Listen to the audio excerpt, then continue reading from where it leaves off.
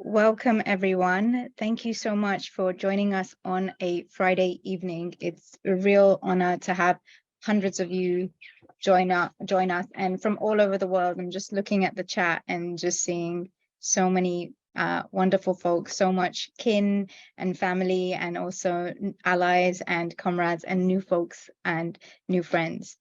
So my name is Farzana. I am one of the co-founders and executive co-director at Healing Justice London. It is truly such an honor for me today to be chairing and holding space for some incredible panelists and speakers and organizers. I really want to take a moment to welcome everyone into the space, and what I'll do is kind of open the space and guide a loose structure of what you can expect. And then we're going to have actually open it up to the conversation. So what you can expect today is first a connective practice that Lani Parker is going to guide us through, followed by a little bit of context and establishing, and that will be from myself, sharing about why we're here, what are we exploring, and also introduce our stunning speakers for this evening.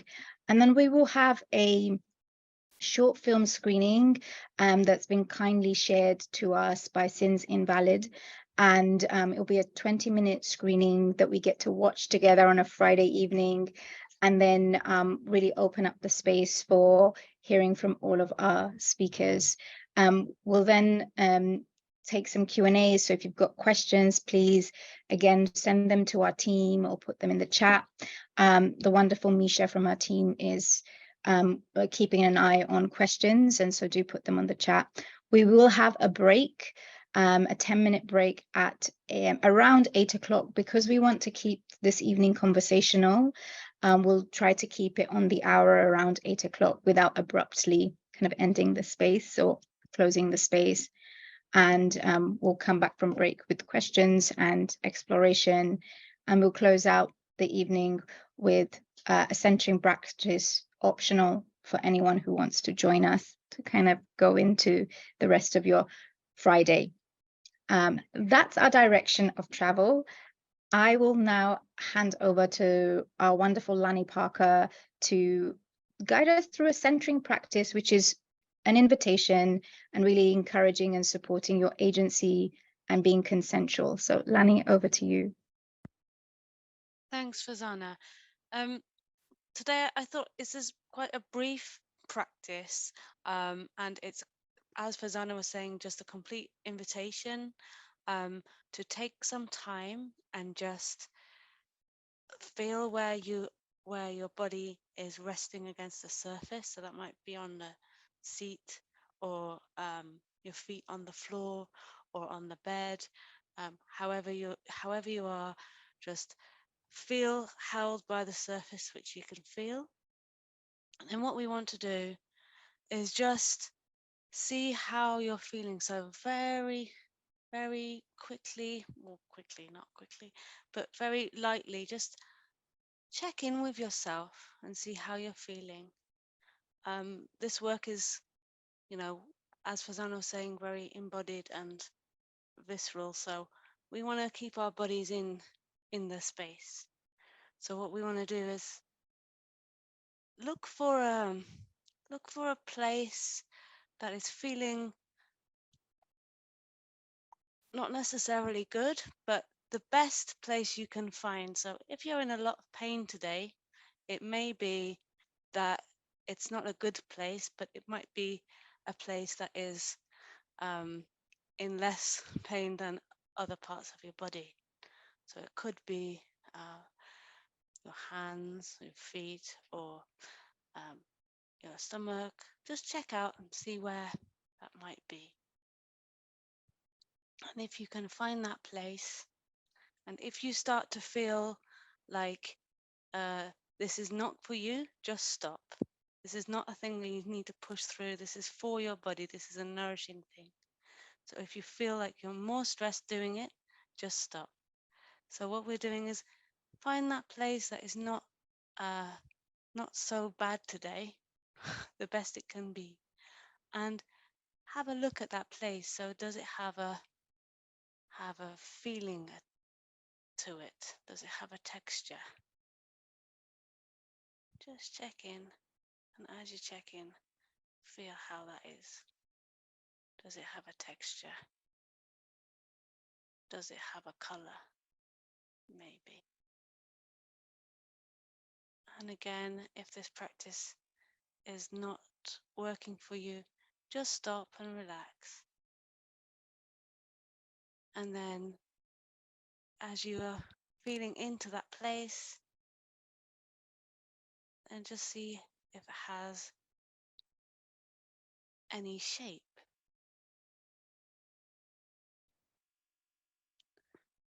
And as we look at that, maybe can expand that comfort out. And that is a practice which is a practice which is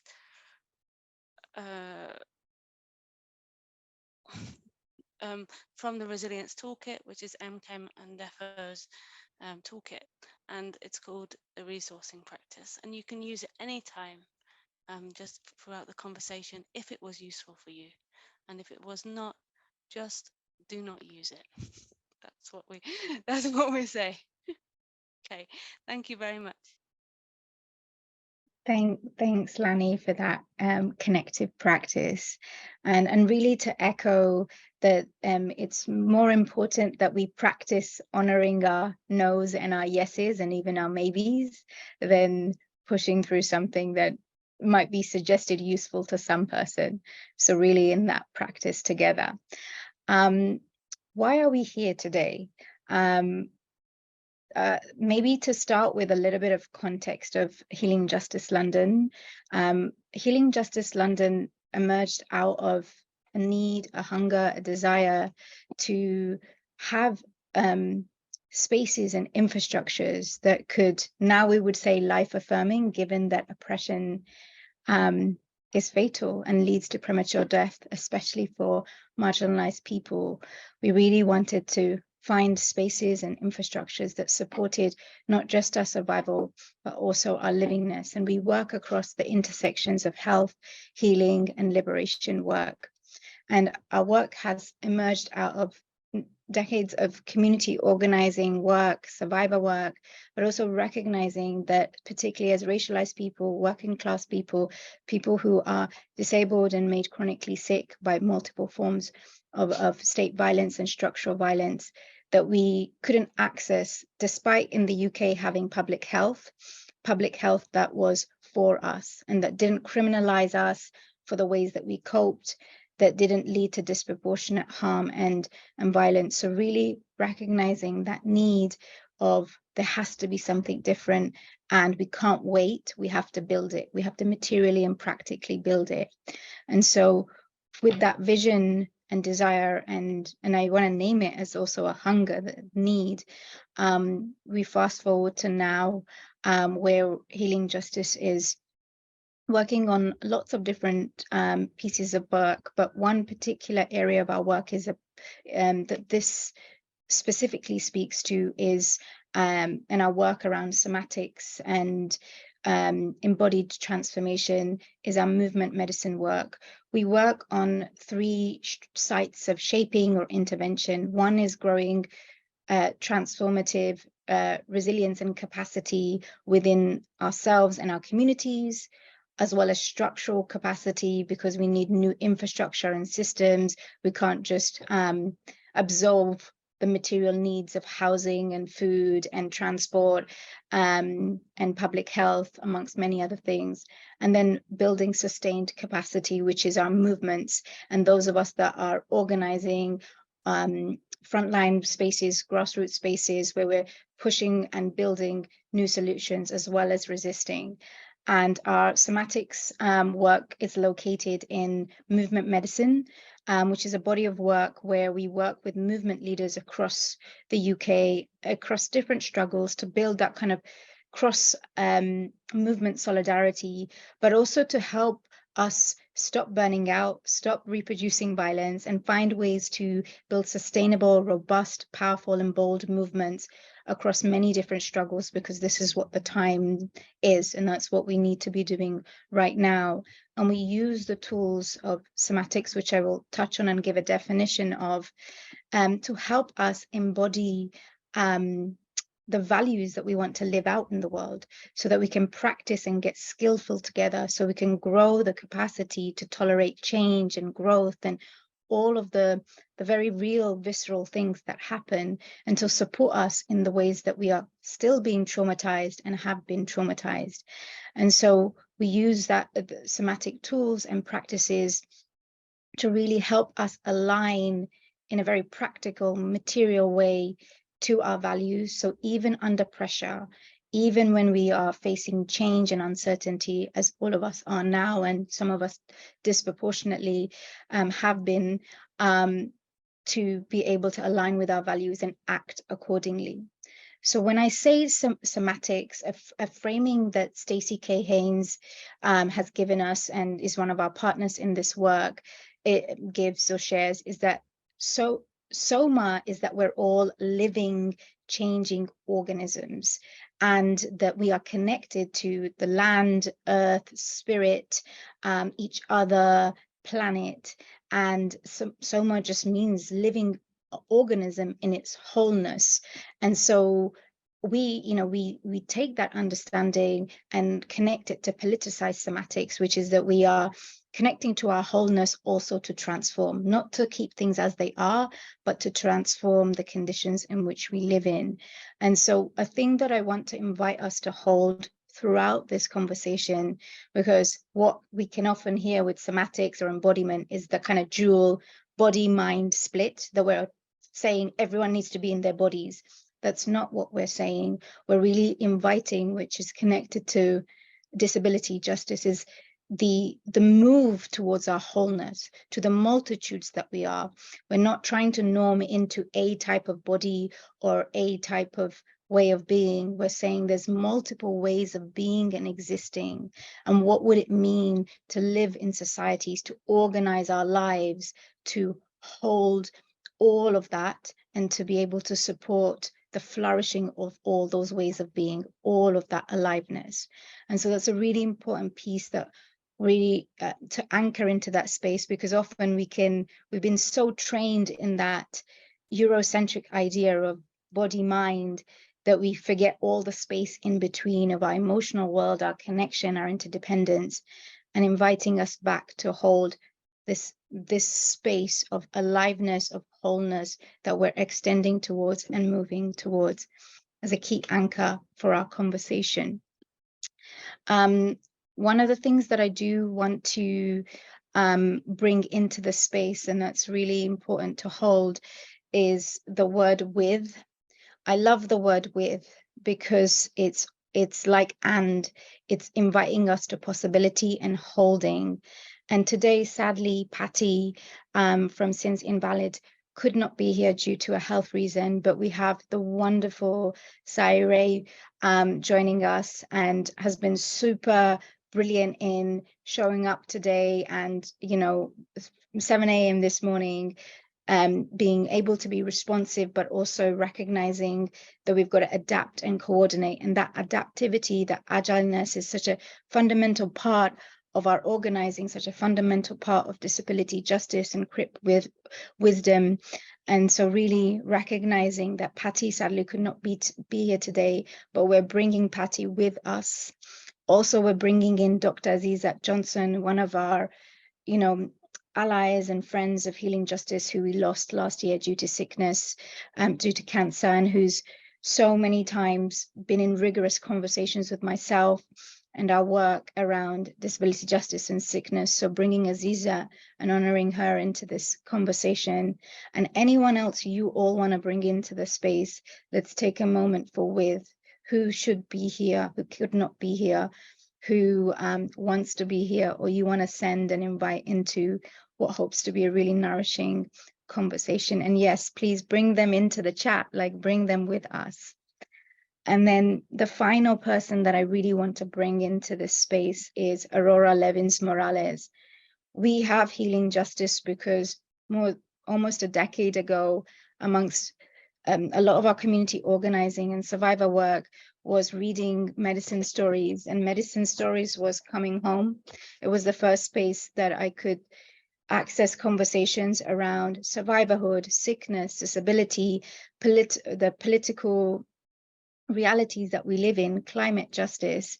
And Patty had, said we need to make sure we honor Patty in this space, Aurora in this space. And so really recognizing Aurora's influence and opening the space with Aurora, and a quote that she had written in Kindling. So I'm going to read Aurora to open the space before I go to our wonderful speakers and uplifting. Or Aurora's got is the patron saint of Cripples. So please do send through, support her, and the link the team will put into the chat. So Aurora says, what our bodies require in order to thrive is what the world requires. If there is a map to get there, it can be found in the atlas of our skin and our bone and our blood, in the tracks of neuron transmitters and antibodies. We need nourishment, equilibrium, water, connection, justice.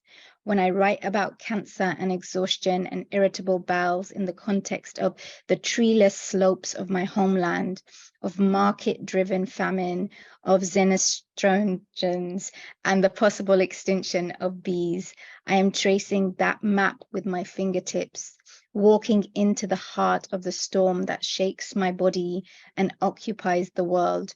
As the rising temperatures of the planet births bigger and more violent hurricanes from the tepid seas, I am watching the needle of my anger swing across its arc, locating meridians, looking for the magnetic pulse points of change.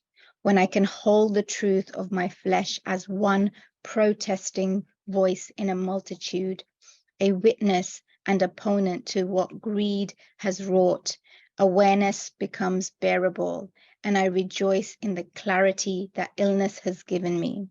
And we'll put the quote into the chat. And now it is my absolute joy to introduce all of our speakers. And firstly, just to say, Cyrée, thank you so much for being here. Cyrée, Jarelle, Johnson, for just being a true comrade and kin in this conversation. Cyrée is a poet and diviner of Piscataway. I'm so sorry about my pronunciations. I'm hella dyslexic. New Jersey. He has been the social media and community engagement specialist at Sin's Invalid since 2021. He has been reading tarot for 22 years.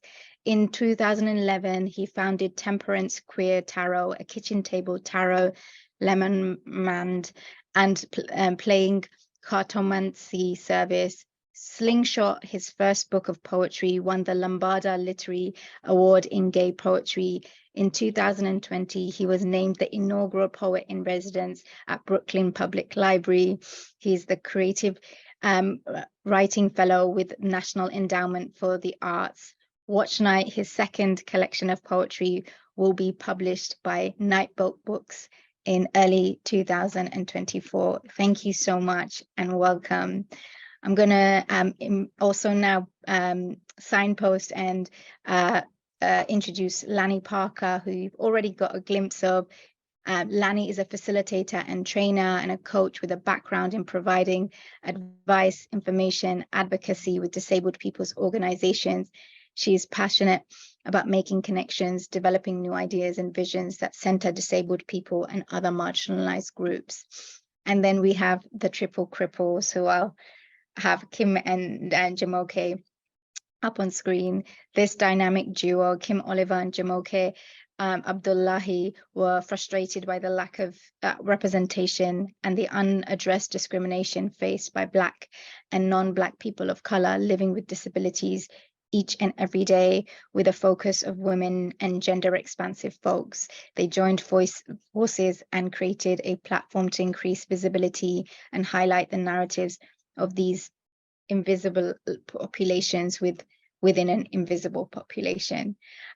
You'll get to hear from all of them very soon, and they will add to these introductions, but we're going to begin with a short film from the folks at Sins Invalid, and I'm going to ask the team to share screen and kick it off.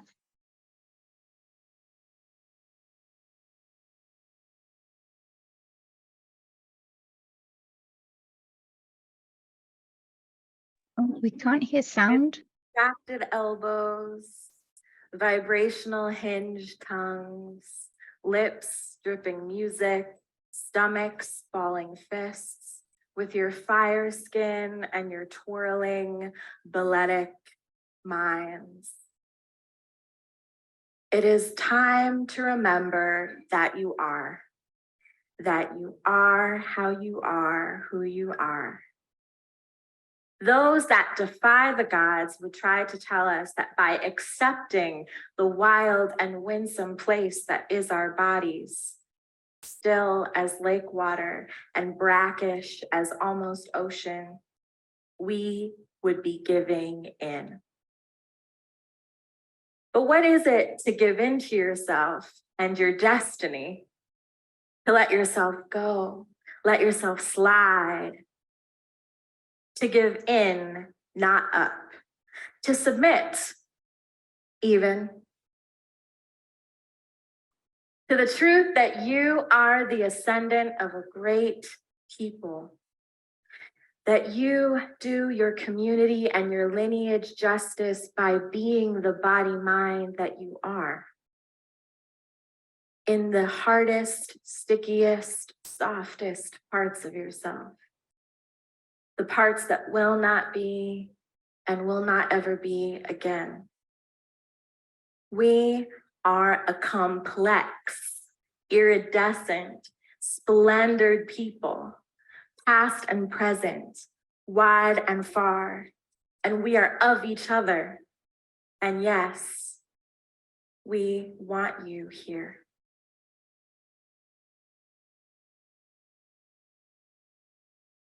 My children, I have something to tell you. You are in body for a reason. You are in body for a reason. The body can enjoy the senses that the spirit otherwise cannot. Your skin can tingle warm with a long, slow caress. Your heart can beat loud and increase your sensations. You were made to excite in a lover's embrace, to enjoy butterfly kisses on the back of your neck, to relax in a lover's weight when they lean into your back, to enjoy a partner's wet tongue as they drink your precious juice. This is what I give to you, my children. I am always watching over you. Remember that. I see that others try to control your bodies, your genders, your movements, your genius. This is their shame, not yours. What I have given you cannot be contained. It is impossible to control deep orgasm upon orgasm, shoulder upon spasm, beauty upon exquisite expression, love upon love. This is beyond the human. This is the power of God, falling in lust with each other. My children, smile as your bodies pirouette on rainbows. Revel in the glorious art of yourselves. You were created to celebrate your bodies. Do so with abandon.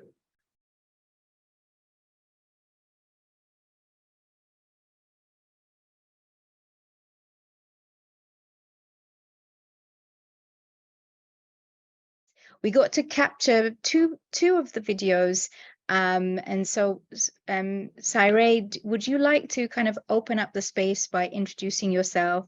I'd love for you to also share your a bit about the disability justice principles that Patty and the team have put together. So to kick us off, and then I'll invite the rest of our speakers to come through. Does that feel good? Can we have you on the screen? Can someone repeat the question? My landlord has sent the lawn care people at the very same time, and so I had to. Sure. Would love for you to introduce yourself, say a bit about the Since Invalid, and also the disability justice principles, maybe speaking a bit to the work and the film as well. Absolutely. So, Birthing, Dying, Becoming Crip Wisdom is one of our more recent films. And it really has to do with major life transitions, right? Because there are so many opportunities to be born and so many deaths that we experience over the course of our lives. And so we worked with our series of performers, which just change every time, to flesh out the different themes within the way that disabled people are uniquely positioned to talk about major transitions from life and death.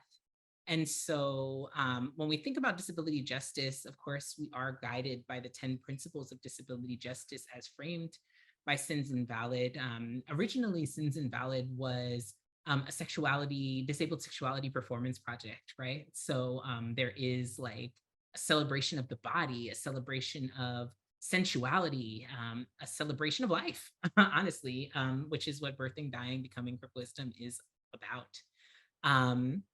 But it's also, I think that one thing that people don't say enough about Since Invalid's work is that part of an anti-capitalist politic is also resisting the medical industrial complex's idea that everyone must live forever, right? And that death is something inherently to be feared, and that is the end of some great project as evidenced in our individual lives. And so I think that when we talk about Since Invalid's anti-capitalist politic, I think that birthing and dying and reclaiming those things as not just as inherently political things, but also as things that Crips are experts at. And so in terms of, recognizing wholeness with Farzana, am I saying your name correctly, Farzana? You said it perfectly. Wonderful. Yes, recognizing wholeness, right? Not just wholeness of ourselves, right? Like I am Black, I am trans, right? Like it's true. I am those things, I'm disabled.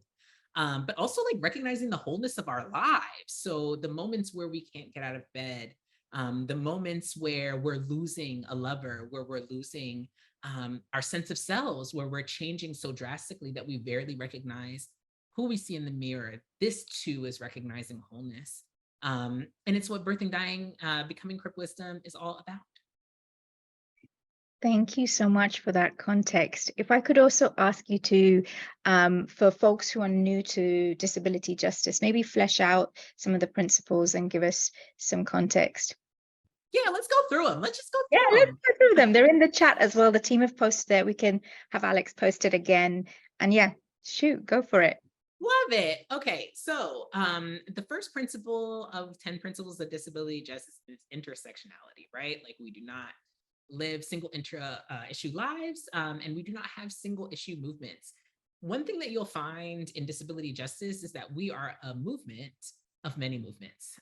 So folks are coming from reproductive justice, folks are coming from communist organizing, folks are coming from labor rights and labor organizing, queer organizing, right? People are coming from different movements for justice and working together to because all of those things go into making sure the world is good for disabled people, and that disabled people are liberated along with everyone else.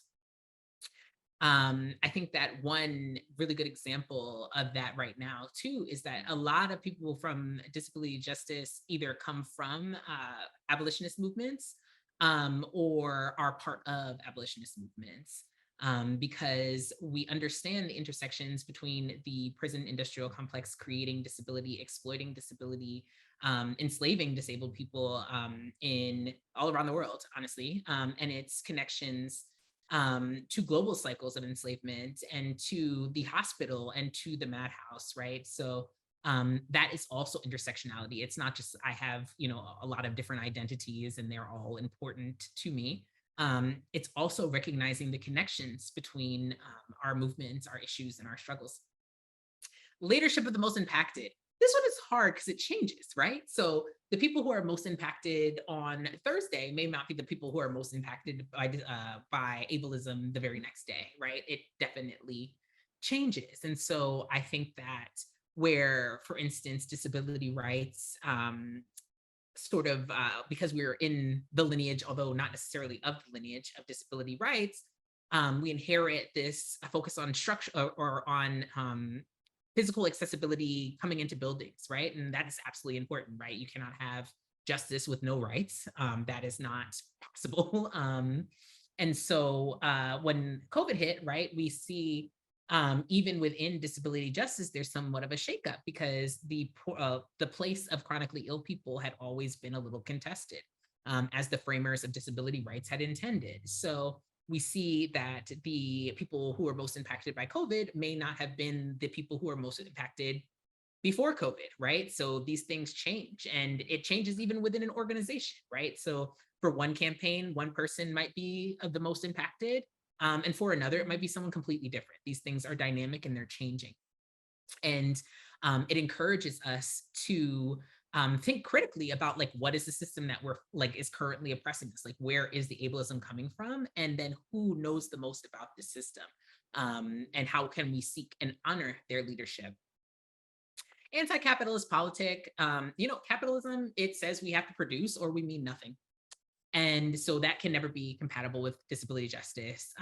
Whenever I get to this one, it's where things start getting dicey with disability rights, right?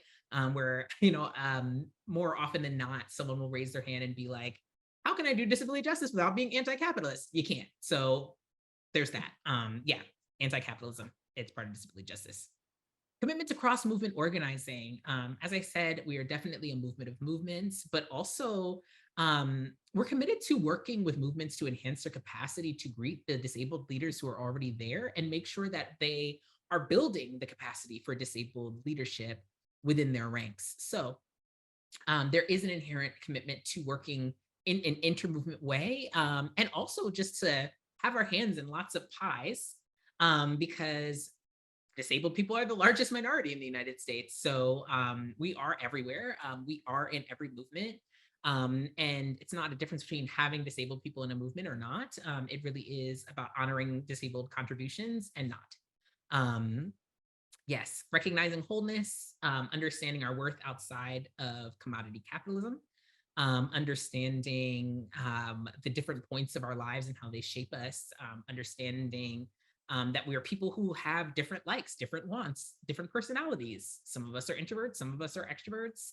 Some of us, I guess, are ambiverts because that's a thing, I think. Some of us benefit from one healing modality and fucking hate another, right? Some of us, may not be targeted for certain kinds of body movement that practitioners deem too intense for us, that we really love, right? And so recognizing that wholeness means that we understand that people are different. Yes, I can slow down. Yes, recognizing that people are different from one another, and also that because they are different, they will have different needs. Sustainability is existing on multiple fronts, right? We move at a pace of trust so that our movements don't burn out. Since Invalid, honestly, one of our greatest successes is that we have been around for 16 years. That is a long time for a single organization to be around in certain movements, certainly in the ones that I'm part of. Things can fizzle out pretty quickly. And so we move ourselves at a pace that we can continue and allow our bodies to lead the way to where we want to be. It also means that we understand that the earth has to be prioritized in our work. The liberation of the earth directly determines how disabled people are treated.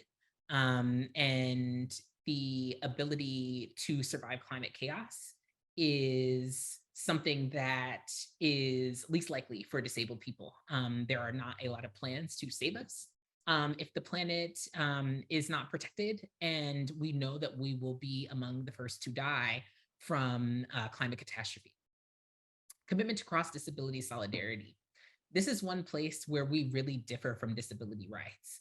And also, I would say, build upon what disability rights gave us. So where disability rights really is among the first places where you see uh, physically disabled people and mad folks and folks with like specific named disabilities coming together outside of a foundation model that separates us, right? So there really was a period where like, especially in the UK, where like blind people were working for their particular rights, particularly blind white men. And also people with certain disabilities, because they were veterans coming back from World War II, were working for their rights, and they did not see themselves as part of a single coherent group, right? Like they were not like, I am like you and you are like me.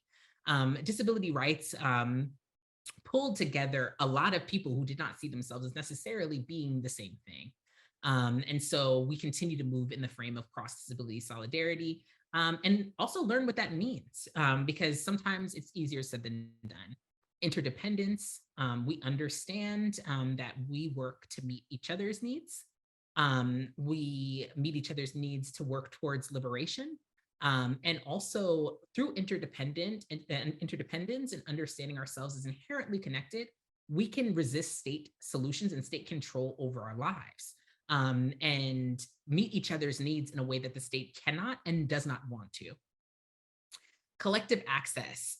So we are bringing flexibility and nuance that goes beyond mental and physical normativity so that we can be together.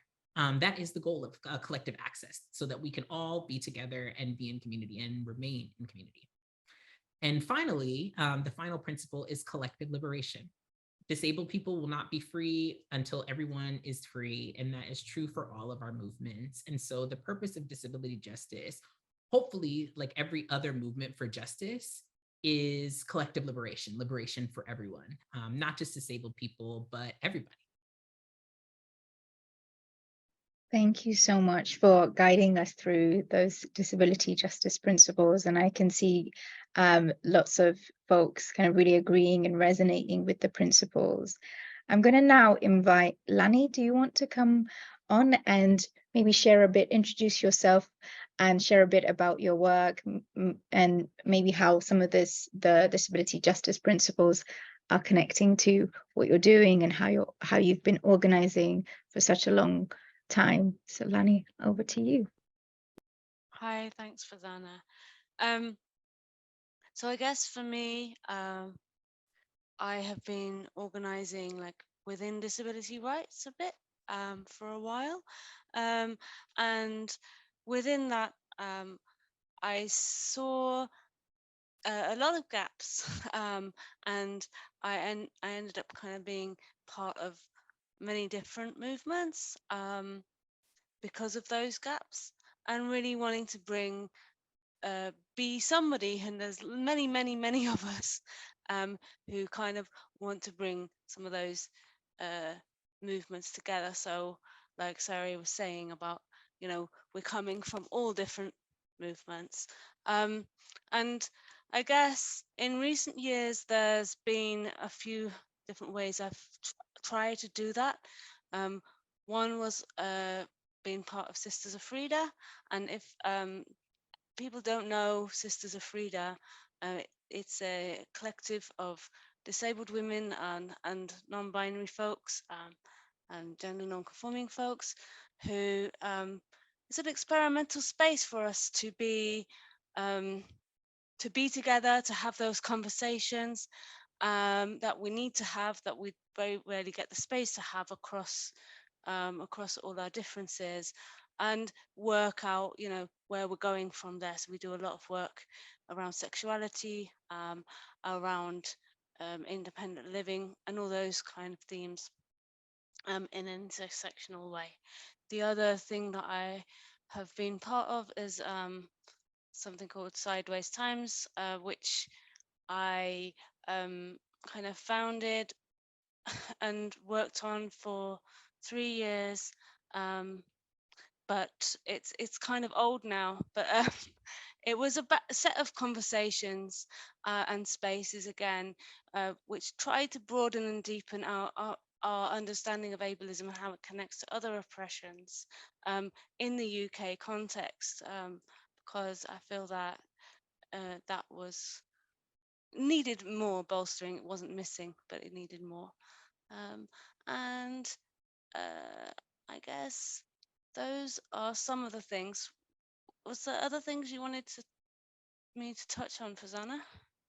So originally our plan, for full transparency to everybody, was that we were going to watch the videos and comment on the videos. And so Lani, now I'm inviting you, if there's anything that you wanted to connect to that you did get to see, or some of the disability justice principles, or you're welcome to pass the mic, and we've got loads of juicy questions so we can come back and pick up on those. So I'm going to present you with choice.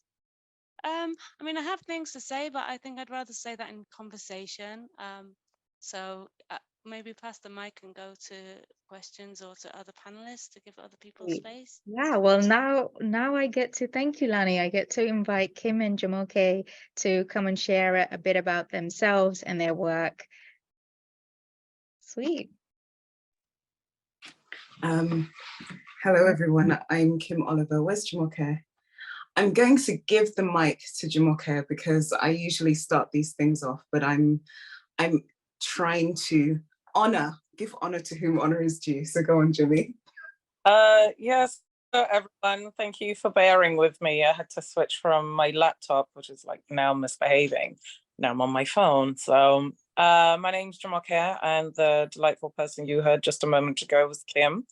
And we are the founders, the creators of the Cripples. And the Cripples was initially created and born out of a frustration of a lack of media representation of those that are often at the closest point to harm, through 3 layers of marginalization from ability, gender, and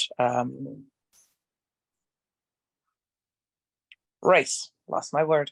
But for us, the media was just a starting point, but by no means the destination. But because we understand more and more each day how a lack of presence anywhere, on the media and beyond, has catastrophic outcomes for people like us in terms of barriers, in terms of education, in terms of healthcare, in terms of social mobility, in terms of interpersonal relationships, in terms of absolutely everything that you could possibly think of. So in true me fashion, I somehow sought out Kim in a non-stalkerish way. And yeah, that's how we started over 5 years ago now. But I will pass the mic over to Kim so we might learn more about the Cripples.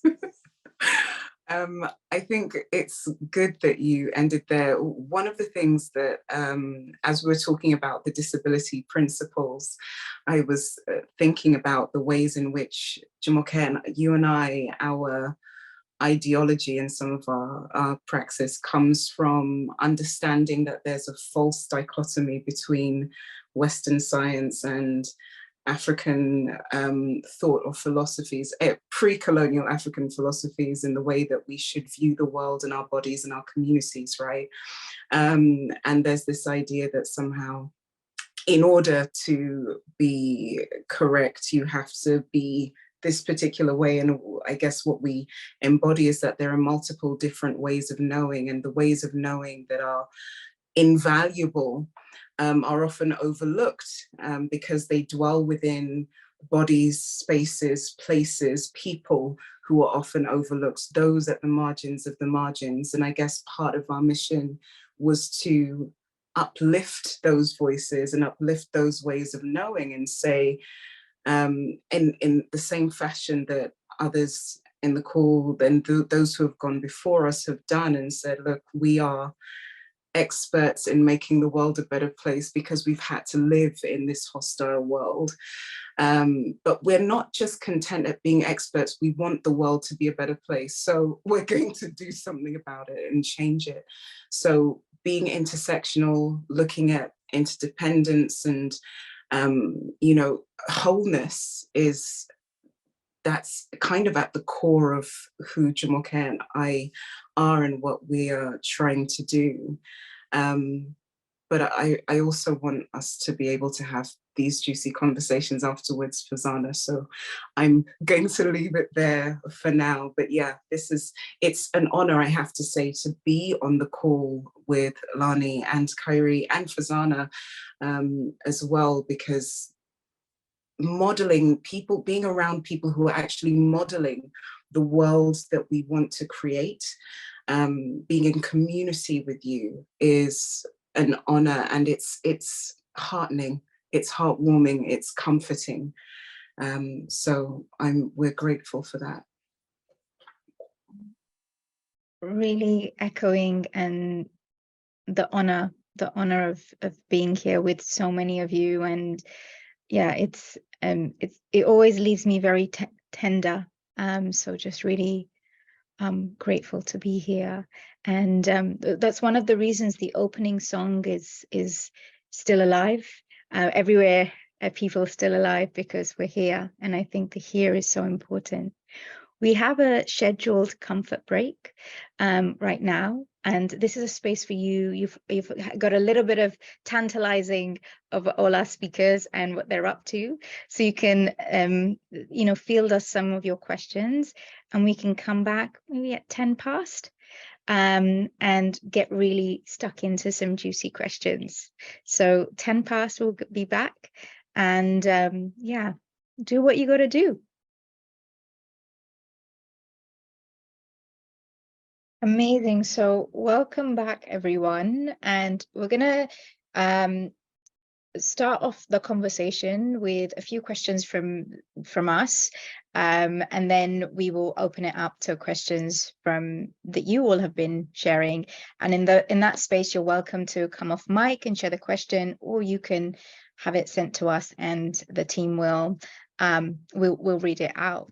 So I wanted to have all our panelists spotlighted and pinned so we can see everyone. The first question that I would love to ask you all is around disability justice and somatics. You know, one of the reasons that we did this particular event is, as we've been on this journey of exploring somatics as a political tool, as a movement tool to help us access our aliveness, and especially in the way that you'd discussed it, Cyrée, of not just our individual bodies, but our experiences and the totality of life. We know that oppression, sickness, disability means so many of us can't be in our bodies or access these tools. So really wanted to throw out and learn from you how you're connecting or not connecting with the work of somatics. How does some of this show up or not show up in your work, and recognizing there are limits and potentials. So we're never saying this is fact, we're looking at frameworks and how we move and use these frameworks and tools to move and travel together. So whoever wants to go first, and then just tag teaming.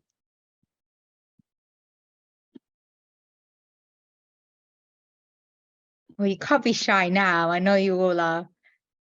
You got all the bands, so you got to bring it. Kim, I'm gonna nominate you. Oh, Jumoke, go on.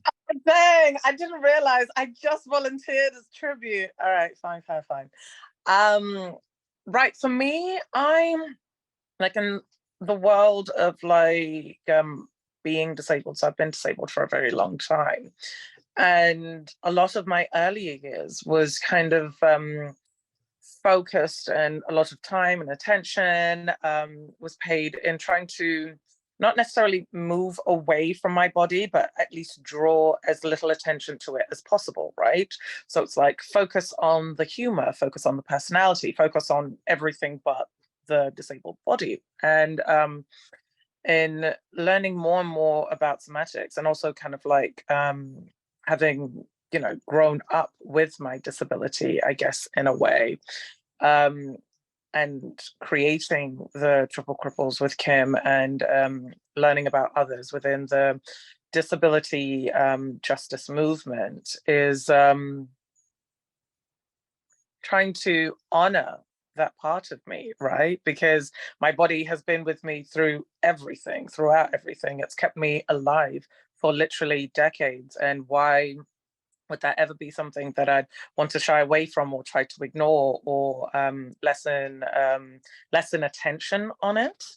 So for me, it's certainly been a learning curve, and certainly an ongoing one. But diving more into the world of disability and those that have come before me, because there's a very long lineage of disabled people, whether or not they were referred to as such and whether or not they saw themselves as such. I think for me, that's been very powerful and incredibly grounding, and also reminds me of the gargantuan task that we still have, kind of like going forward and ensuring that I'm doing my part, not only for myself and how I see myself and disability, but also those that are within the movement and outside of the movement as well. So, yeah.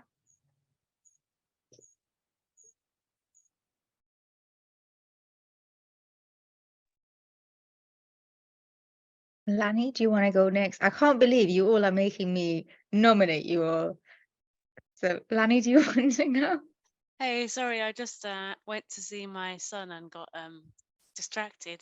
Could you tell me the question again, please? Absolutely. So, really inviting you to share about how somatics and disability justice might show up in your work, in your organizing, and how it might also not, recognizing the limits and potentials of this work, and approaching it as frameworks towards our liberations. I think for me personally, it's been a journey of trying to figure out how to be in my body rather than going straight to my head, because that's been a way of doing things, and it's also a very white normative way of doing things, that gets you, through things and gets you in places. So I think for me, it's been that journey, and it continues to be that journey of honoring bodies and how we do that, and also knowing that it's not just about the body. When you talk about somatics, it's about all the things we've been talking about wholeness. It's about spirit and all those things. And for me, trying to bring in, so I think it was last year, I learned, like, from Enkem and Defo, around using some of the tools that we can use that lessen stress and build our resilience in a political way. And I think that was difficult for me, because I've seen that some of that world is not open to disabled people. I'm not saying Enkem isn't, she is a lot, but some of that kind of, so focusing on the body only is not useful either. And I found it also difficult to use it sometimes in the work that I do, in some of the settings that I've been in. So because of the ableism that surrounds it, and people are, and because also that our bodies are not honored. And that's one of the things that Patty taught me, is about the beauty of a disabled body. And nobody had ever said that to me as a disabled person, a white disabled person, a queer person, all my things. Nobody had ever said that your body is beautiful as a disabled person. And that was just amazing to me. So those are some thoughts, kind of bouncing off what McKay was saying about kind of going, for me, it was like going into my head, you know, and learning not to do that so much. Can I go next? Yeah, somatics has been so, and also somatic techniques, right? Not just, when I think of somatics, I often think of generative somatics, which here in the United States is like a pretty gatekept practice, right? Like, you sort of have to like know someone who knows someone who does it, and also have $5,000 cash on hand that day. So, you know, I don't know so many people who work in that vein. But I did get some EMDR I went through a course of EMDR a few years ago. And I thought it was so powerful, but because racism and ableism often prevents safe living in one's body, it was hard for me to access. And so I had to couple my experience with EMDR with psychedelics, particularly, right? Because I think that sometimes we can make the mistake in like healing justice, spiritual spaces, holistic spaces, right? Like that recognize wholeness. The mistake to think that it's just like a light switch, right? Like, oh, I wasn't in my body, now I'm in my body. Wow, this is great here.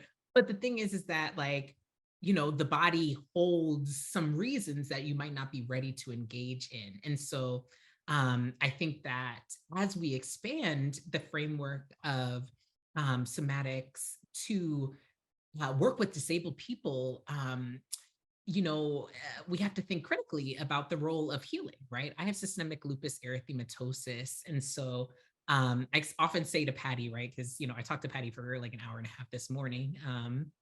It's wonderful to work with Patty and learn from Patty. And one of the things that I, you know, said is, my government decided that I would be disabled. You can have the potential to have lupus living in your body, but without traumatic experiences, you may never develop lupus, right? And so just like we're looking at COVID, right? Our government decided who would be disabled by COVID. They decided that someone would be disabled by COVID. They knew that it was disabling, and they saw at first when they were like, oh, it is not hitting in the United States. Oh, it's not hitting Black people. They were like, okay, well, you know, we have to protect ourselves. And when they found out that it was, that's when we started seeing the COVID eugenics proliferate, right? We saw the DNRs that prevented disabled people from being able to survive the pandemic through, you know, a racist triage practice that preceded the pandemic. So when we think about living in the body, coming back to the body, and also healing, there are some of us who are not allowed to heal, no matter how many times we come back to the body. Healing is not necessarily something that we can universally access.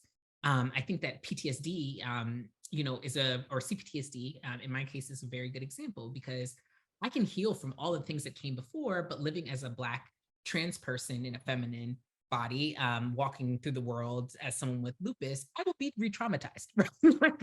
even if I take all of my time to heal from the things I've experienced, I will experience more, and it is likely that I will be re-traumatized over the course of my healing, right? So how do we see these practices as something that our entire community can access, something that we can always come back to, and also, again, like one that prioritizes the needs of the earth and brings us closer to the earth? You know, a lot of our right before the birthing, dying, and becoming Crip wisdom is about, you know, Crip survival in climate chaos, and there is a reason for that, right? And so our bodies will continue becoming disabled in these political ways. Disability is both natural and contrived, right? It doesn't, it resists these, you know, ideas of like, okay, this is natural and it should happen, and this is unnatural and should happen, right? It's like not necessarily a useful framework for everyone's disability, though it might be helpful for some people. We can say it occurs naturally for sure.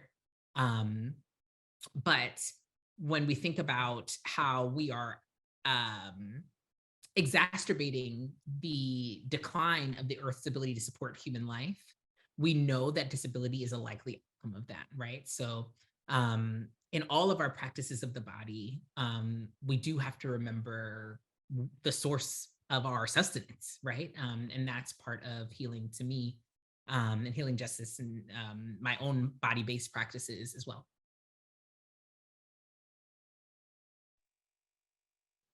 Hola. I'd first like to apologize to Cyrée for saying your name wrong earlier, and also hold space for how I'm feeling. My chest is tight. Well, as soon as this conversation started, my chest got tight. And I think it's partly because when I think about somatics and justice and the body, my experience of understanding it is through a collective. I understand being in my body and what my body feels like through the environment that I'm in often.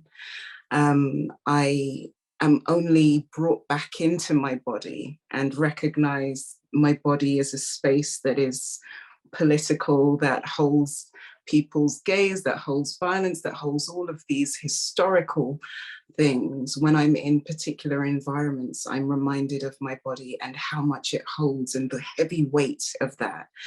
And so to think of being inside this body, which at the same time is not just violence being enacted upon it from the outside, but also the betrayal of my body for me, in terms of comfort and the things that happen that I cannot control, right? The things that happen that cause me discomfort or pain, the things I would rather not experience. To think of being within it as also healing. There's like a dichotomy there, right?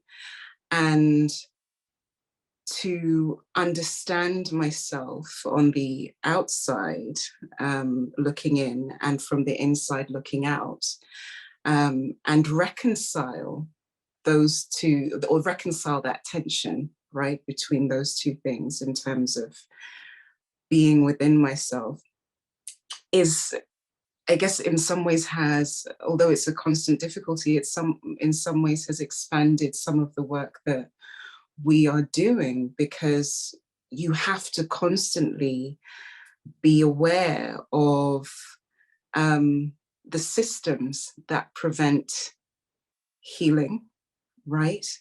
All of the different factors that interact to create an environment that creates more harm. And you also have to participate with those systems, right? And so how do we, and this, I don't know if I have an answer to this, but how do we maintain the sacredness of our bodies as valid and whole and wonderful within an antagonistic system, right? Or multiple antagonistic systems working against us, but also find safe ways to interact with those systems or provide avenues for others to interact with them safely whilst they are here. There isn't, I don't have an answer for this. I think all of these movements are working together to create a way of doing that. As we also navigate the tensions within our own experiences, right? If I think just on a historical level, because I really, really like history, and it informs a lot of the ways or the lens with which I view the world. And if I think about the history that's carried within my body as a Black, fat, 6'1" woman using a wheelchair in a colonizer nation who colonized the places that my parents are from. And those things that live with, those traumas that live within my DNA, that live within my genetics, and also are coupled now with this experience of disability. I think it's important that when we create or have these conversations that we think of, and Cyrée, you were right about there being exclusion in some of these spaces for healing. And I think, Lani, you mentioned it too, because some of that isn't taken into account. How much of myself can I bring into this space and be okay and be safe and actually find healing, and actually maybe what we are doing, this feeling myself within my body, maybe I do not want to be there. Maybe I don't want to be there. And so I'll stop there, but that's what comes up for me, at least. Thank you so much. And I think you've touched on something that I think is really important in terms of when we are engaging with politicized somatics or healing justice in the sense of liberation.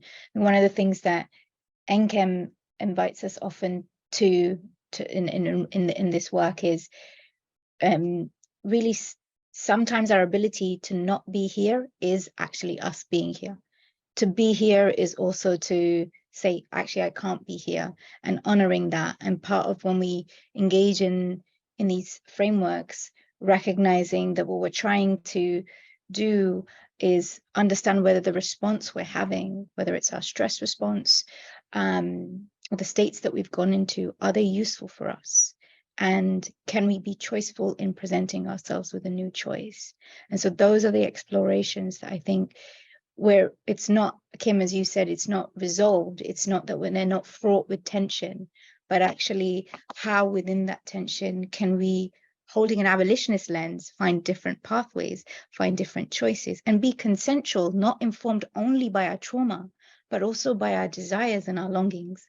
So that's a thing that I find that I'm curious about what somatics could be offering us, but it has to be tied, as we've all talked about, towards our liberation.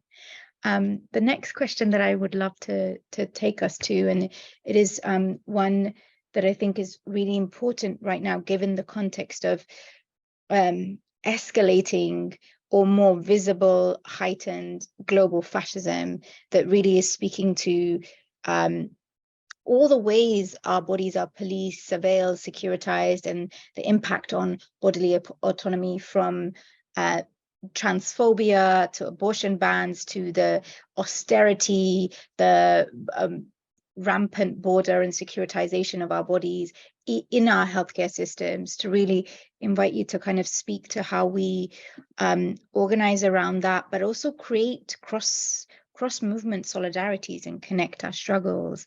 And would anyone like to kind of kick us off to that question? Cyrée, I saw you nodding. Do you want to kick us off and then tag team folk? Sure. Yeah, I think that one thing that can be difficult about working in disability justice and working towards disability justice is that people don't, or I'll just speak for the United States, because that's where I live and it's where I was born, and where my ancestors were born. So in the United States, it's pretty common for people not to want to work with disabled people. It's pretty common for people not to want to be in solidarity with disability justice. And I think that I think that the work of, early disability justice folks like Patty, like Mordecai, like Leah Lakshmi Piepsana Sinha, like Leroy Moore, is that they were successful in getting the framework out, right? And so disability justice kind of became a buzzword. And so people just sort of, especially I see it all the time, where people kind of tack disability justice at the end of their identity list when they're like, oppressed groups. Also, I think disability, maybe, right? We're supposed to say that now. So, that's about as far as a lot of people's solidarity goes. As a trans person living in the United States, trans people are being targeted because of ableism in many cases. I am autistic and was diagnosed in childhood. And in Missouri, recently, about 2 weeks ago, there was an emergency ruling that essentially banned almost all trans healthcare in that state. And it especially and explicitly banned trans healthcare for people who have autism.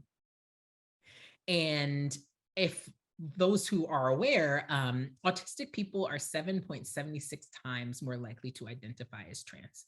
So there is so much opportunity for solidarity that you have to actively try to not be in solidarity with disabled people when you are literally being legislated out of existence because they're saying that trans surgeons and trans healthcare providers are targeting autistic girls, right?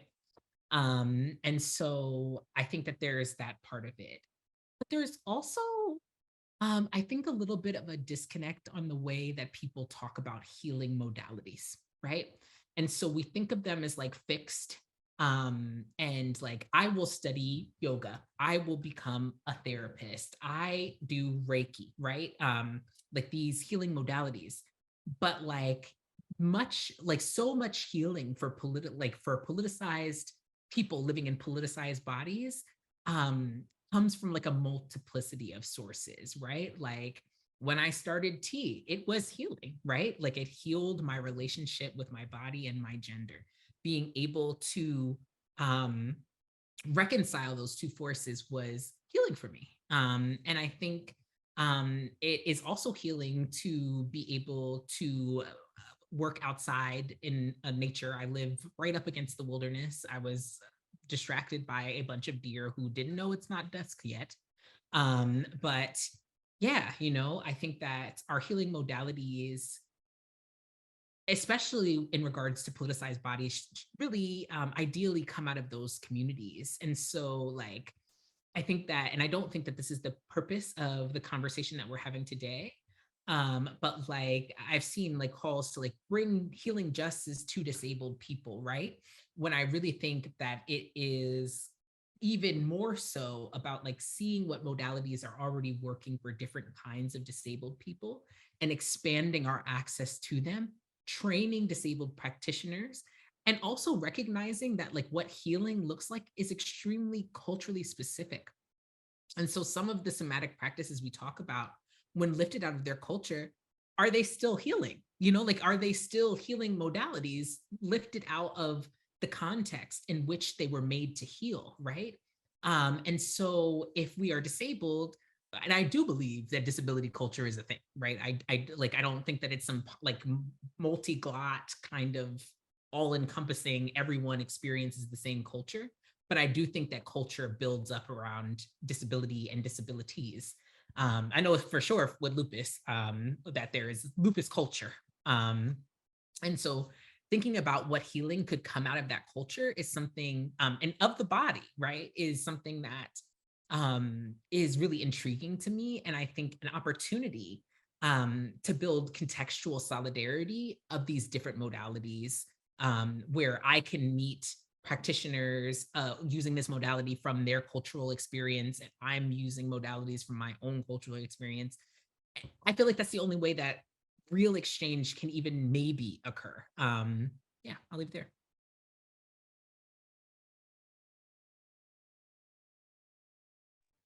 Anyone else want to come in and jump into that question?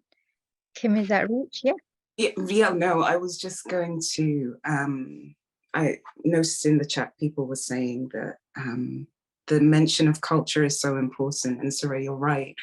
There are so many things that we, I think sometimes what happens is that we have this understanding in our environment, in our networks, in our communities that we engage with, and especially, you know, when it comes to the language surrounding justice and healing and those things, we come to these understandings, and what can happen is that we think that they're universal and they're universally applicable, when actually in different cultural contexts, even within the same nation, right, these things can be vastly different and have vastly different effects for groups. And sometimes the rejection of some of the modalities of healing or justice can be seen as antagonism towards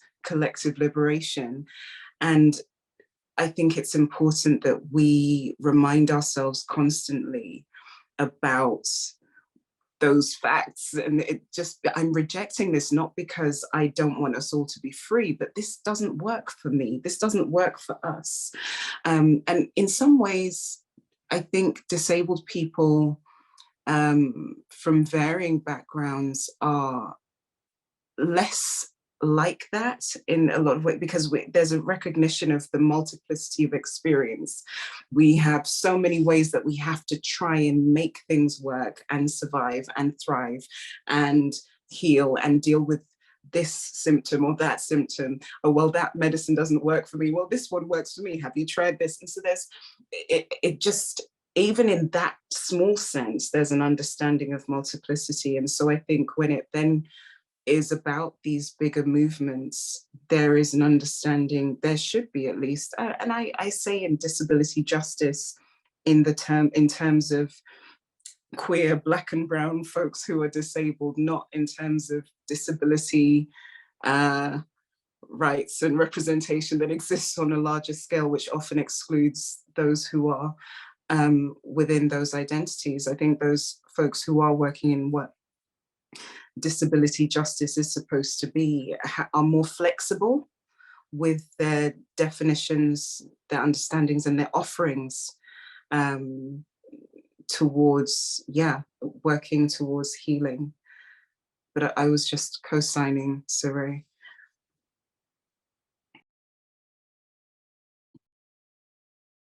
Kim or Lani, do you want, go ahead, Lani, I just saw you come off mic. I was just kind of wanting a lot of that sort of resonate with me about we need to look at these modalities and how we use them. And for me, I think perhaps as a white person, I don't know, I think so.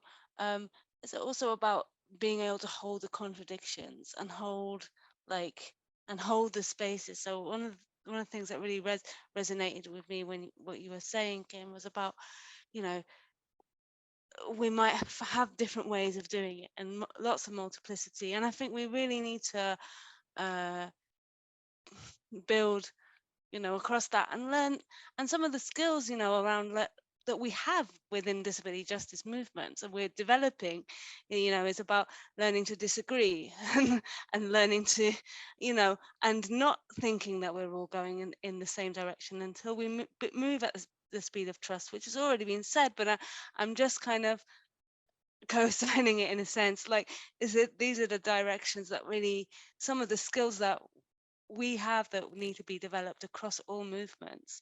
And I think and it's not that we have them and that's what we do. It's like it's a process. It's not like I already have this skill. It's like a continual thing and a continual kind of learning and moving. And I think there is a lot of in the UK also a lot of resistance to working with disabled people, and a lot of frameworks which just don't have anything to do with the experience of ableism and how it links to other oppressions at all. And so it's like adding that, like you were saying, sorry, about just adding it, but then what do you do? And so just saying what was resonating, really, jumping off that.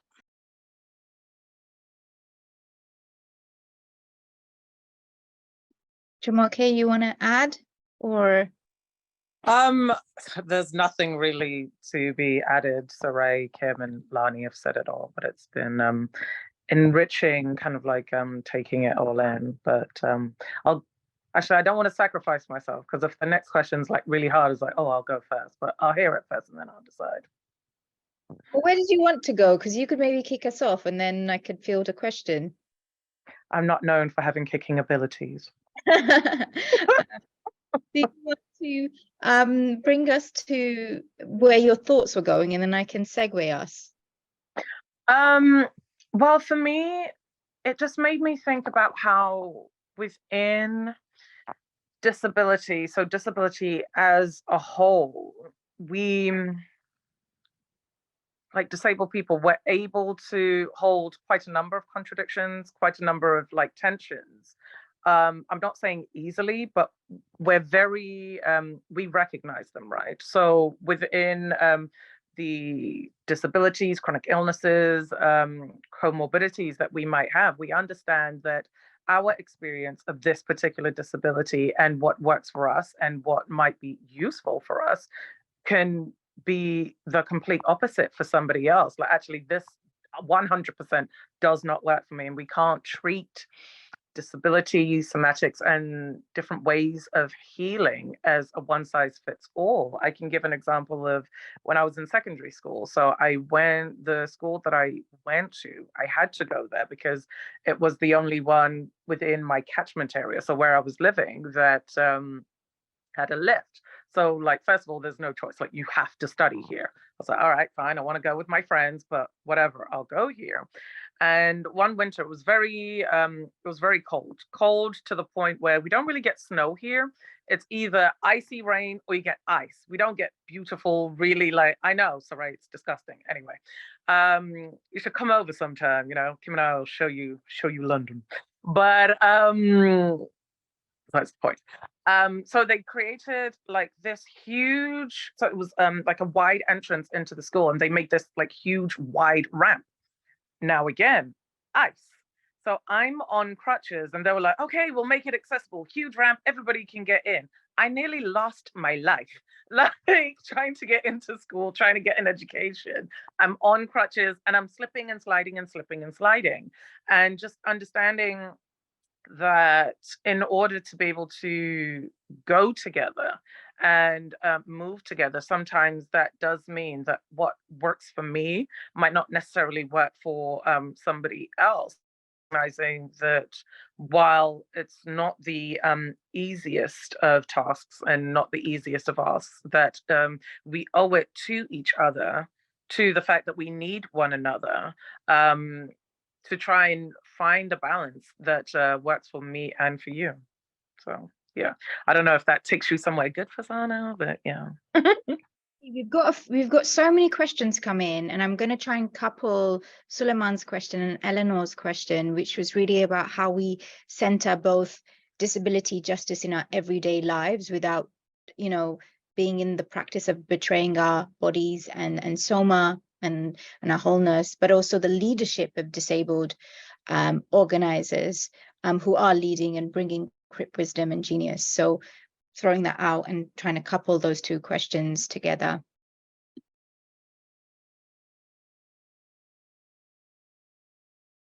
If I could get that question one more time, because I think I understood the first bit, but yeah, it's also two questions in one. One is to really, how do we build in disability justice into our everyday lives, whilst also not trying to betray our bodies, our soma, our aliveness, our wholeness as much as possible. And then also how in that centering, we're making sure that the disabled organizers and activists and their leadership is being uplifted and centered.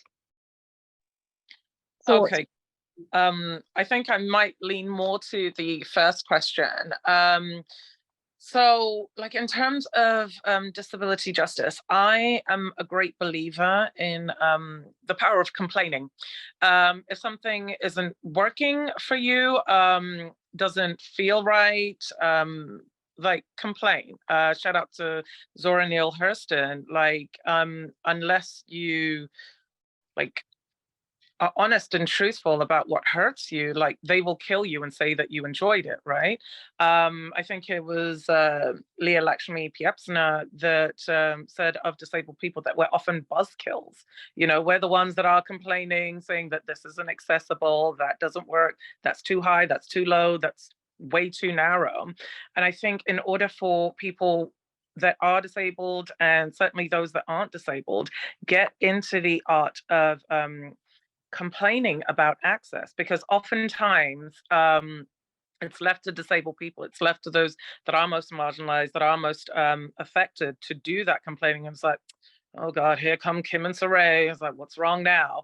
And it's just like, actually, no, their complaining actually makes it better for everyone. Their complaining actually makes this a more even playing field for all of us, and it makes it so that all of us are able to go together and be together, right? So I think, yeah, get into the art of complaining. Like, you're going to a play, you notice that actually, if I was a wheelchair user, I either cannot get into the building at all, or I have a very limited view of what I'm able to see. You know, there's a lot of joy, there's a lot of magic, there's a lot of fun, a lot of love, a lot of laughter within disability, but that's only if you choose to, and it is a choice, choose to include disability and disabled people.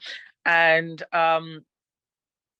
I think you should do it because it's the right thing to do, but also think of it as insurance for yourself in the future. Yes, there are disabilities that are that people are born with, right? But a lot of people acquire disabilities. Do that insurance for the future you. Make sure that the future you is okay. Do it now, because you don't, like, if you stay ready, you don't have to get ready. So get ready, right? Like, do the thing. So yeah, that's what I have to say. Can I just add something that Patty said in one of our briefing meetings? Patty Berne, who couldn't be here today, who's not with us. So I'm bringing Patty into the space.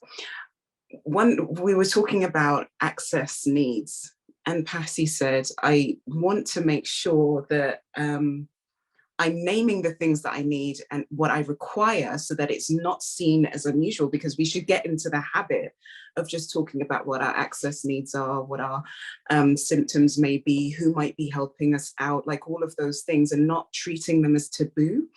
And I think even just naming that, if I think about interactions, you know, Farzana asked at the beginning of the session, do you need anything? And sometimes when folks ask us what we need, we have the propensity to be like, oh no, I'm fine, I've got everything under control, you know, and we don't necessarily talk about it. Well, actually, sometimes I might cough because my throat is closing up. We don't want to give those kinds of details, right? Because we are used to carrying, at least for folks with chronic illnesses and disabilities that are quite complex, you're used to carrying all of your symptoms inside of you and saving other people from the labor of having to try and understand you. Because I think sometimes very early on you realize that folks do not have the scope or the breadth to hold what you are carrying on a daily basis. But I think releasing that and saying, well, actually, no, this is what I need, regardless of how complicated it might sound, because we've internalized that some of our needs are complex. We've internalized that some of our needs might be too much information or too much for someone else. But instead of carrying all of that, in order to kind of really make it, not normalize disability, because disability is just a description of what is, of a state of being, right? But to allow the world to move to a place where disability justice can happen, we have to not treat others as unable to have this human experience. If we are both humans, then we both have the capacity to have this human experience. So if I'm having it and I'm able to hold such things, then me sharing what I need and sharing where I am and what I'm experiencing is not too much for you to hold. After all, 9 times out of 10, you're not the person experiencing it, but it's not too much for you to hold, right? And us being able to just be like, this is it. And folks having to sit with that challenges the idea that we need to hold and hide and cover and compensate and overcompensate, right? And so I think that's one of the ways of, if you're talking about everyday disability justice, that's one of the ways. Liberating yourself, as that's partly liberating yourself from having to carry the world's feelings and emotions and processing. That actually, you know, sometimes because we've internalized all of these negative things, we don't give others the chance to become equipped, right?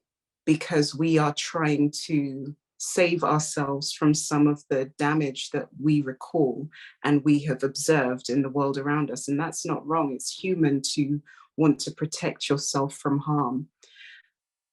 But it is important that we start to release some of that. That isn't for you, that hurt, that pain isn't for you to carry, right?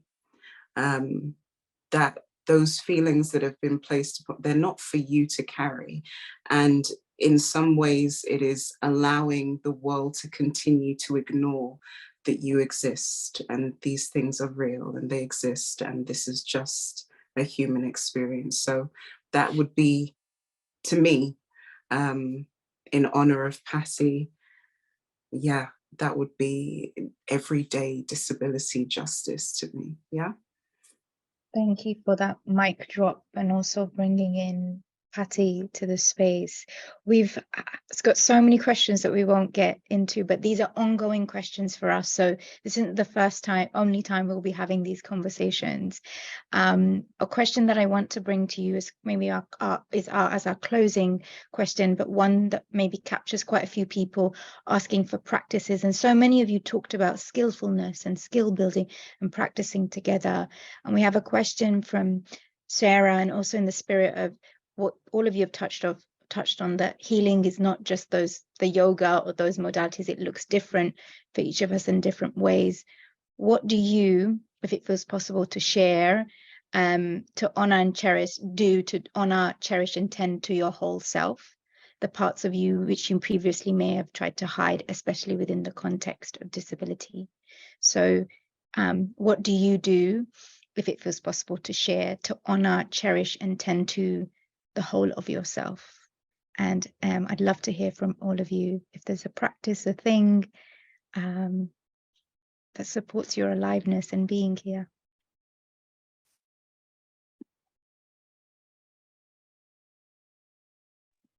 Kim, you look like you're there. Go on. Oh man, I was trying to reply to someone in the chat.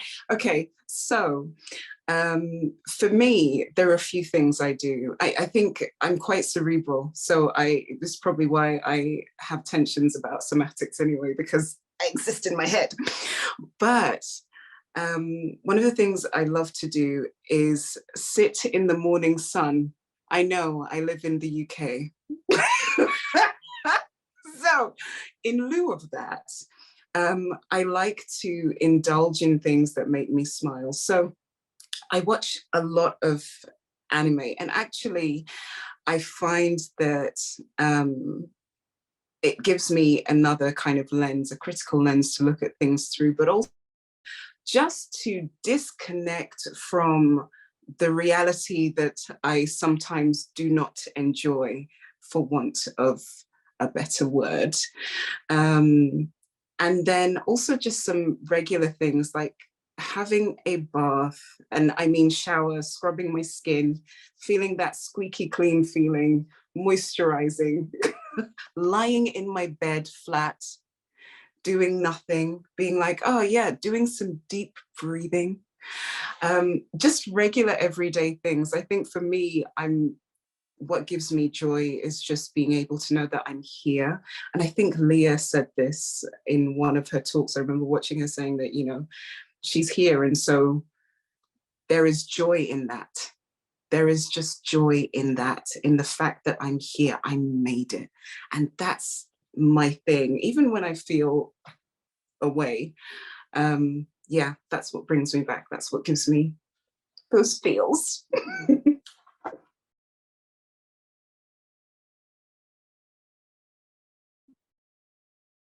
Lani, do you want to? Cyrée, go ahead. A good cup of tea. Like, I am a tea drinker. I'm finishing my formal herbalism training. So I'm in the process of that. And like sometimes like I'll find like an edible weed in my yard, or like I'll be like tending to my new garden box, and I will just feel joy. Like it feels like such an accessible way to be with the ancestors of the earth. You know what I mean? Like these plants were here before even my ancestors were a thought. Like they our wisdom keepers, and it's wonderful that like their bodies and my bodies, like we can harmonize, and they'll eat me and I'll drink them and I'll compost. It just gets me in my Pisces feels, you know. I really enjoy it. Lani, you want to come through? I think for me, like a lot of like moisturizing and things like that, trying to be in my body in that way, and also like singing, not formally but just generally singing in the kitchen and in the house. And at the moment, I'm like enjoying being with my son, who's like 4 months old, and he was laughing this week. So it's so great that it's so fun to watch somebody develop, and he's laughing. So it's like, and he uses his whole body all the time to express all the emotions. So it's a good reminder of what to do. Okay. Yeah, I'm loving the moisturization that has been mentioned a few times. Love that. I love dedicating myself to myself, so a nice bath, moisturizing. I love doing my skincare, and beyond that, I enjoy being pampered. So I love letting people take care of me like I'm a baby girl. Like I really didn't come in this world to suffer. Like I'm a disabled Black woman. And like, oh, can I help? Yes, you can. I'm a great believer in asking for help. Have no shame in that. Can I hold the door for you? Yes, you can. Can I hold that for you? Yes, you can. Can I give you some money? Nobody said that yet, but I'm very okay with people giving me money. The cause he lives, you know? Yeah, I love being pampered. I love being adored. That's essentially how I was brought up, and long may it continue. Being in the body that I'm in, you know, there's kind of and hold on, got the low battery signal coming through. See, this is what happens when you're on your phone. Yeah, I love being doted on, you know, and that includes when my peoples remember things about me. It's like, oh, I got you this because I remember you like this thing. This is your favorite color. Like, I love that. Like, I love love, and I love being loved and being cherished and adored and looked after. And yeah, I'm here for the pampering, you know, so holla, man. Yeah.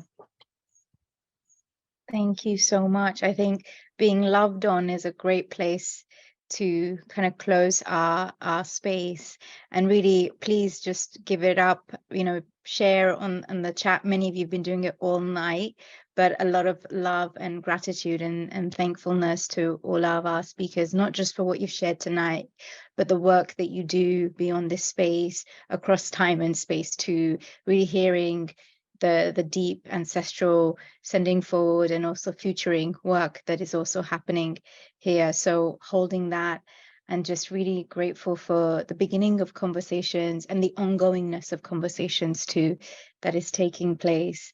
It feels too soon to end, but I also really want to honor folks' time as a gesture of kindness too.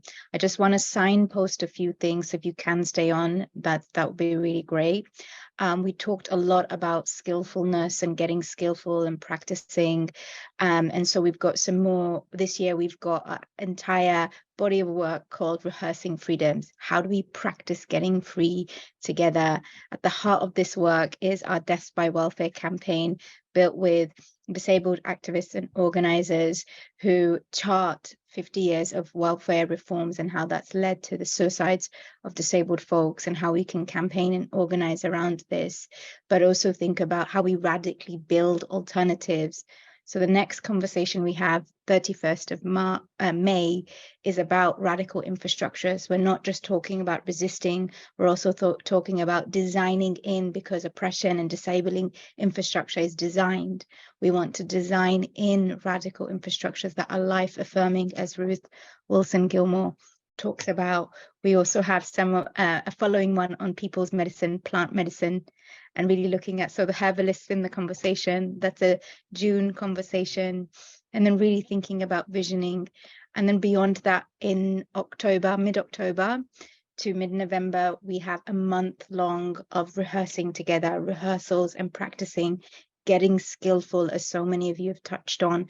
We don't know how to do all of this work, but there is experience, wisdom, genius, and learning to be done across our struggles and connections. So please do keep an eye on that. And those are just some of the ways that we can keep it rolling. And to also follow Uplift, the Triple Cripples work, since Invalid work. I know that Lani, you're doing work with Alfie and Sideways Times, just to keep us note to that, and some of the content and resources you've built through that work too. And just to really thank you all for sharing your Friday night with us. It's a big ask, especially in Cozy Lives time. Cozy Lives is our cost of living way that we banter about it here in the UK. And so, yeah, just thank you again. Be well. And one thing I would just want to offer to the space, that I'm going to be around the end of this call just to offer a resourcing technique if anyone wants to stay on. So I'll give it a few moments for anyone who wants to dip, and for anyone who wants to stay on the call. I'll do the same resourcing technique that Lani shared, just to support anyone who wants a little bit of that co-regulating support. And yeah, thank you again. Thank you. This is recorded and it will be up online with transcription. I saw a few questions there.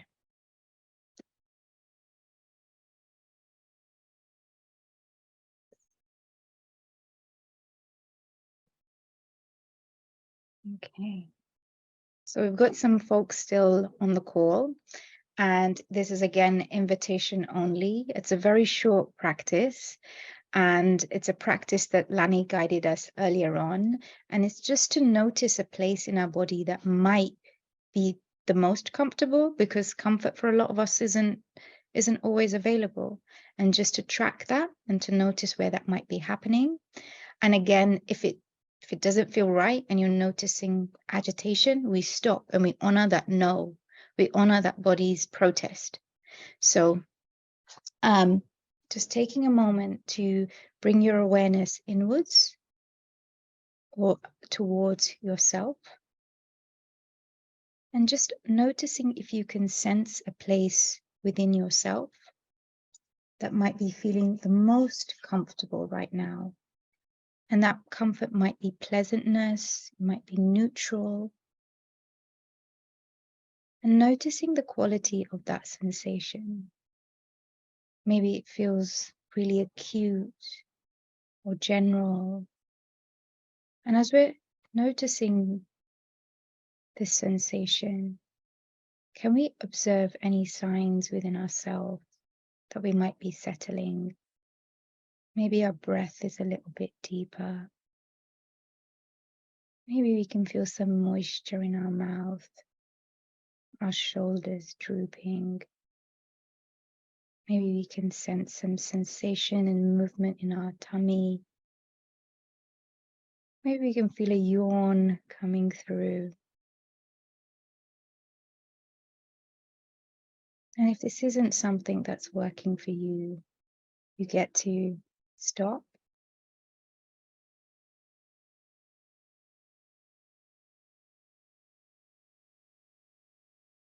And in our own time, just bringing ourselves back into the space.